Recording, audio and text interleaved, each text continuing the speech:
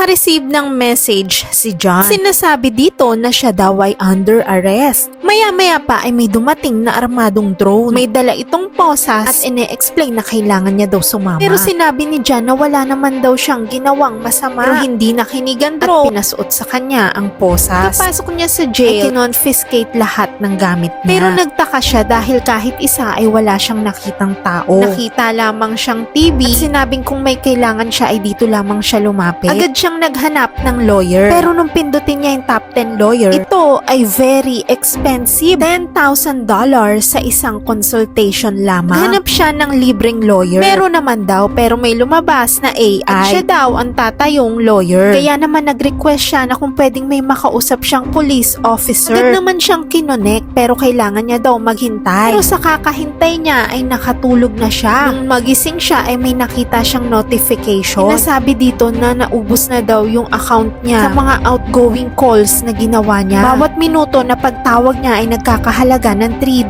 Kaya nagalit siya at hindi niya alam kung ano ang kanyang gagawin. Pagkatapos noon ay nakatulog na naman siya. Maya pa ay nagsabi yung AI kung gusto nito na patayin ng ilaw. Pero nagtalukbong na lang siya dahil may bayad din ang pagpatay ng ilaw. Sa isang advertisement sa TV, pinakita kung paano siya makaka-earn ng money habang nasa loob siya ng kulungan. Kaya agad siyang nag-sign ng form, start na siyang magtrabaho. Gagawin niya ay magko-crochet siya gamit ang iba't ibang kulay na yarn. Halos naubos na ang isang buong araw niya sa kako-crochet. More na marami siyang nagagawa ay the more na nadadagdagan ang kanyang account balance. Kaya naman kahit hindi niya ito hilig ay sinipagan niya at dinamihan ng paggawa. Di nagtagal ay naka-earn na nga siya ng pantawag sa kanyang mommy. At ibabalita niya ang nangyari sa kanya.